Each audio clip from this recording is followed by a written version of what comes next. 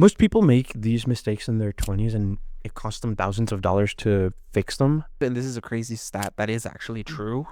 30 in for most Americans, 35% of their paycheck goes towards debt. Yeah. Like that's wild. To me that's like and this is like general for everyone. Whenever you start upping your lifestyle, you're actually paying more for that than what you're actually making. Your increase in income is basically going into more useless things. You want to make more money, spend less money, avoid bad debt, and just overall being really, really intentional with the money that you have, because if not, it's going to go to random places. Ready? 1, 2, 3. Dude, those were harder than usual. It's because we're not used to it, bro. Because we haven't done it in a week. Most people make these mistakes in their 20s and it costs them thousands of dollars to fix them. I think the biggest mistake that I see people make, and I think a lot of us young people fall victim to something like this, is buying things to impress other people, even if they are below you. Have Have you seen this?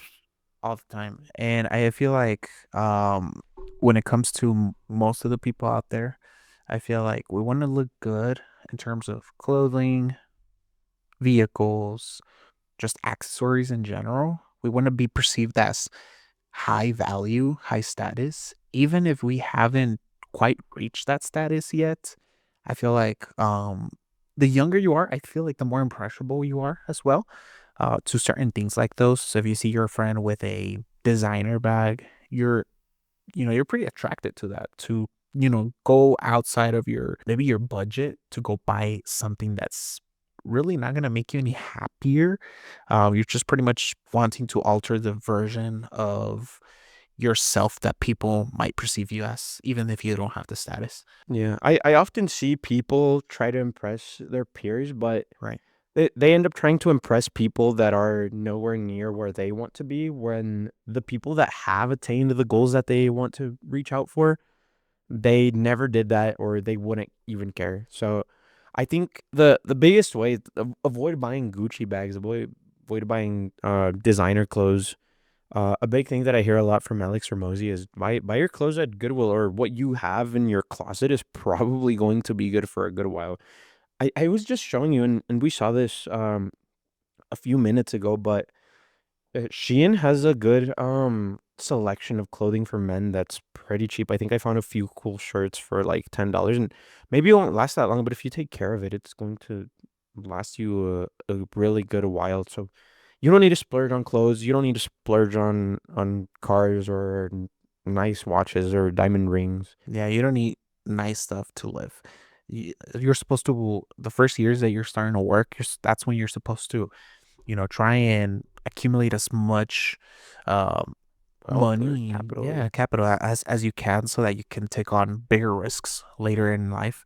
So, like you said, Goodwill is a great place. Savers. I actually used to work there. Um, and then there's also like thrift stores, like Uptown. Yeah, I don't think a lot of people have that, but other thrift stores. Yeah, there's a bunch. Or go to, I don't know, open houses or garage sales, whatever.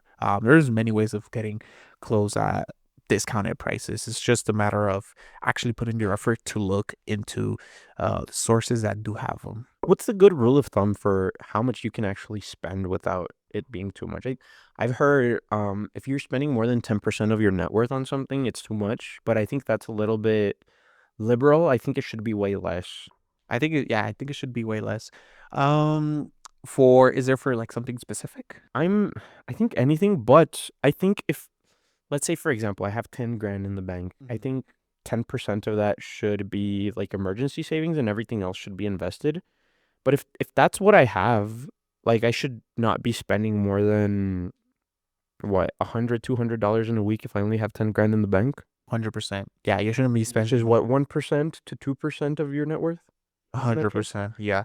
You got to make sure that you're, well, first of all, you're saving, right? You're making sure you're gathering that capital before you even think about spending into something. So don't go get a $20,000 car if you don't even have like 5,000 saved up. Like that's not good. I think if you don't have anything more than 1,000 or 2,000 in savings, you should not be spending on anything that you don't need. 100%. If you have 5,000 in savings, that you have 5,000. Like, don't spend more. If don't go get a $20,000 car, buy a $2,000 clunker or three. I'm sure there's plenty of cars out there that are two, three, maybe even 4,000, and they'll get the job done, right? Get you Yeah. point A to point B. You don't need to have a luxury vehicle or a vehicle that looks nice. You're supposed to struggle at first, and especially at those younger ages, like early 20s or late teens, is when the people that you're surrounded with will care the least. I think that's when they also push you the most to do those kind of spend. Yeah, But they don't really care. nobody Or cares. Most people, if they do, they'll look at it, think about it 5-10 seconds at most, and then never. go on about the day. Yeah. And that's it. I think the second really big mistake that people make in their 20s, and we've made these, taking on too much debt, getting a car beyond what you can afford, or getting a house beyond what you can afford. I think the two biggest types of debt that people are in are in the United States, and correct me if I'm wrong, but I've heard Dave Ramsey say this. It's either houses and credit card debt at first, and then second is car debt. Car debt. Believe, and this is a crazy stat that is actually true. 30 in for most Americans, 35% of their paycheck goes towards debt. Yeah. Like, that's wild. To me, that's like, and this is like general for everyone. Like, most people that have some type of debt, 35% of their check goes to that. And that's an average. If you're financing a 2026 car in 2026, that is not a need. I guarantee you do not need that. And a lot of people justify, hey, my car broke down. I need to get this loan for this 2026 brand new car. You don't need that. You can, let's say you don't have any money. You can get a loan for a beat up 2009 car and pay that off. But a lot of people try to justify it, and it's just an excuse to get something brand new Yeah. And when you don't really need it. that's your number one wealth killer. You're pretty much buying, and they sell it to you, salesmen sell it to you as an asset, but in reality it's not even an asset unless you're buying like a collective that you're not gonna drive. But most people, and I mean like 98% of the Yeah. people, are not gonna buy an asset. They'll probably buy a machine that's gonna, as soon as you drive it off the lot, like Dave Ramsey says, as soon as you hear the boom boom, like when Right. you're driving off the lot, you already lost like 10-20% of the value. Oh, yeah. And that's thousands of dollars that you're gonna have to pay on something that just lost the value as soon as you leave the lot. And I mean, that's crazy to me. Like, you're losing, I believe it's like 30 to 40 in the first 4 to 5 years percent. So if you buy a car at 30,000, you finance for 30,000, you're gonna still pay the 30,000, but now the car is worth like 20. I think even for me with the house, I went a little bit beyond what I could afford, and I did two big changes, which was getting the house and then changing jobs. And I took a pay cut that I didn't know I was going to be taking. So, when I bought the house ended up being around 200% of my actual work income, and I was way beyond what I could afford, and it bit me in the butt for like the best part of a year and a half until I decided to go increase my income. And we're going to talk about that in a bit, but definitely taking on too much debt, more than what you can afford, or even any at all, when you don't have the income to do so. I think that's probably top one, debatable with one and two. And by the way, we made these mistakes. Like, we're talking out of experience. We've run the numbers, and we know the math, and not just the math, but the behavioral behind everything that we're talking about. So keep that in mind. But I think we should jump into the next point. So, Yeah. lifestyle inflation. So as soon as you start making a little bit more money, right? You get that promotion at work. You get that $3 an hour more. You'll think, okay, I'm making a lot more money than I've ever made. Um, Let me splurge a little into, I don't know, let me get a nicer car. Let's get a nicer apartment. Or let me start doing, I don't know, let me start paying for this subscription or that subscription. And in most cases, whenever you start upping your lifestyle, you're actually paying more for that than what you're actually making.